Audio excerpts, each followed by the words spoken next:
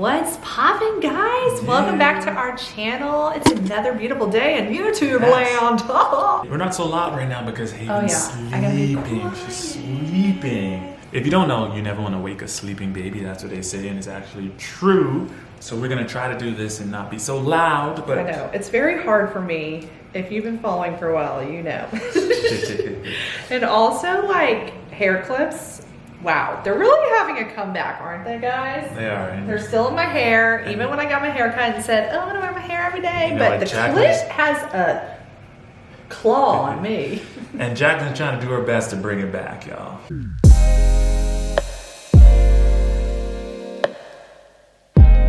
No. She's bringing it back. No.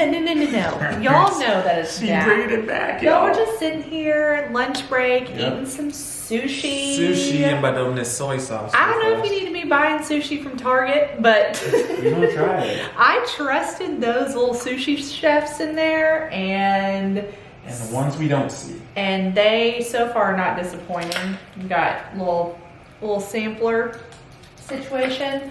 I'm about to make a I'm about to make a smoothie. I don't know if I'm gonna do that on air. What?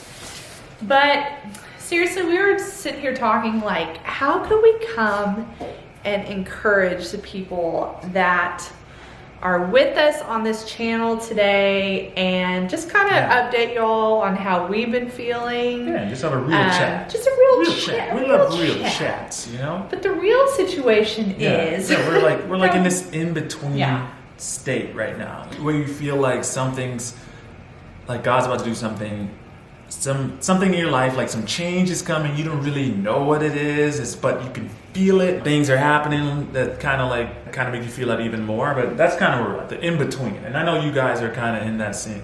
Some of you guys may be in that place too, whether it's a job change or transition of some kind, and you may not have all the answers like we don't, but I don't know, we just feel like in these moments, in these times, it's so important to like allow God to lead you. Even through the uncertainty of it all. And it's hard if you're like us. It's hard in these moments because you just wanna know. You just want but isn't answers.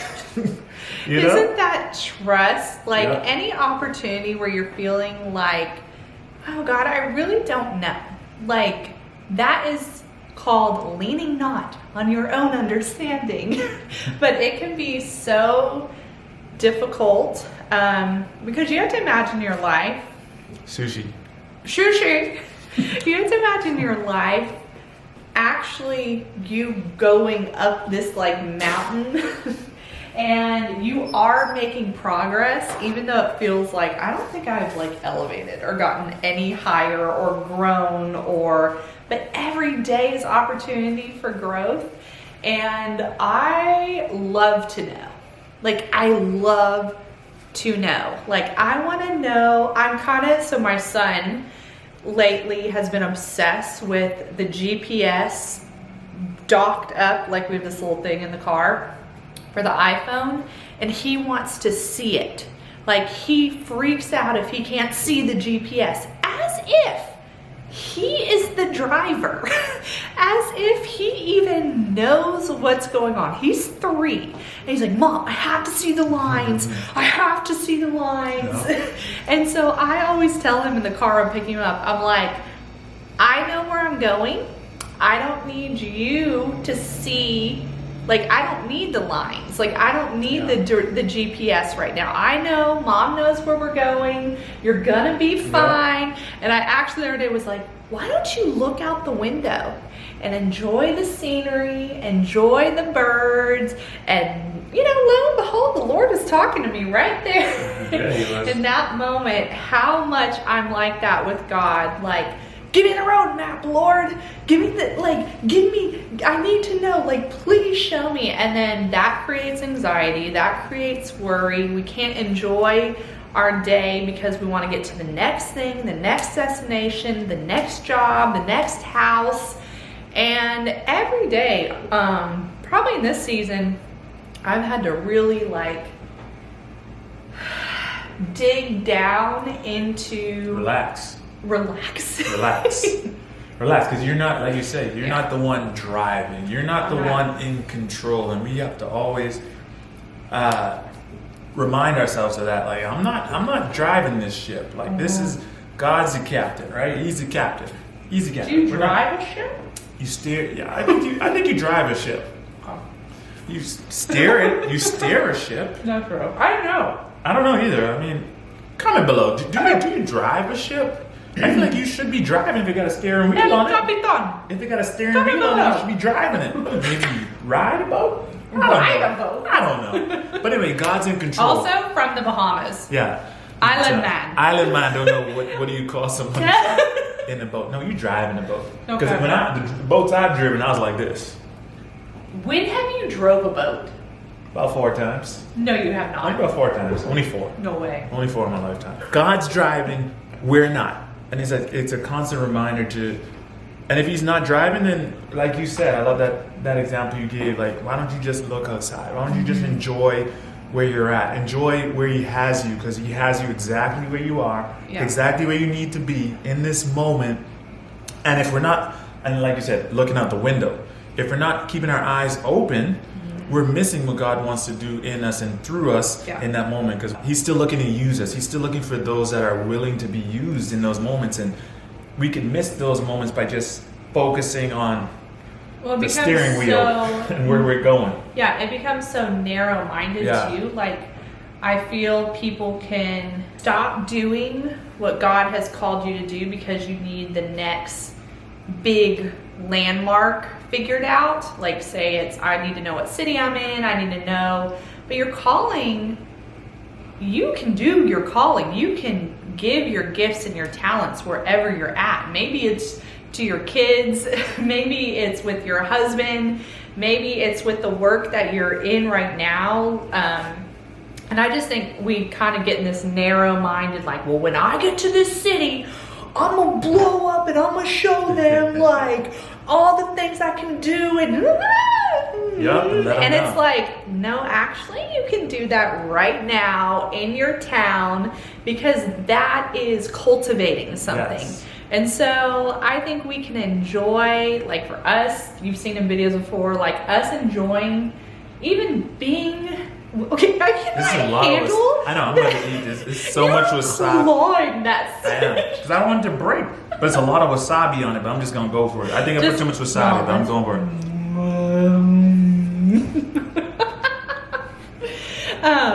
Like, okay, so here's a good example. I feel like this is for somebody. So I was about 25 or 26. And I had in my mind convinced I was moving to New York, and I really want to start this. I wanted to start the softball league. You moved to New York to start a softball league? No.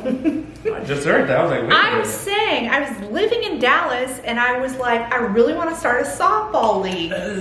But in my mind, I was like, I'm moving to New York, and like I don't have time for people here. So y'all know those people when they like know they're moving somewhere and then they just stop being like friends with everybody. We call it get rich and switch. Get rich and switch. Well, as if like they never see these people again. But the point is, I remember the Lord saying, no, you're gonna live in the now. And guess what? I never moved to New York. And I'm so glad I started that softball league, because I was trying to figure out, when did you move to New York? I didn't, but I thought like that was the next step in my career that I was in, and they had presented the opportunity. So, but you're saying you were like, I ain't doing nothing else because I'm moving to New York. Literally, forget the softball league, forget everything. This area. Like you just don't do it. It's kind of like Zane in school right now. Like you could be like, oh, I don't know if we're gonna be here, so I don't know if I want to like put him in somewhere. And I just think you have to live in the now with also having vision for the future and trusting God that if he said it, you can believe him and enjoy your life. Like you don't have to be down and out with the, I mean, if he said it, you believe it. But that's still hard though. That's very hard to do. Hard, especially if, like, for me, my mind is always like. You think of all the ways that it could happen and how he could take you there, and I feel like you just still have to like, I don't know. It's hard to still trust in these moments because, you know, you have, when it comes to like responsibilities and you're high responsible, when you have high responsibilities and you have family and whatnot, you're like, yeah, I trust you to go to the end of the world. I trust you to do all this. But at the same time, part of you saying like, there's this balance between, you know, the responsibility and the trusting, and you still have to, obviously you still got bills, you got to pay bills. You can't just say, forget my bills, man, I'm moving, you know, or stuff like that. But, and in those moments, you know, I think for me personally, I still have to even like take to the throne even more and say, God, just help me. But it's like build my faith. Build my faith to what trust. Is our greatest opportunity in all our life? It is to be known by God and to know Him. Yep. To be loved by God and to love Him. To be in His presence. So anything that draws you near to God is a win. Literally. So anything you're going through in your life, there's two types of people. It moves you away from God or it moves you closer to God. If you're going through a hard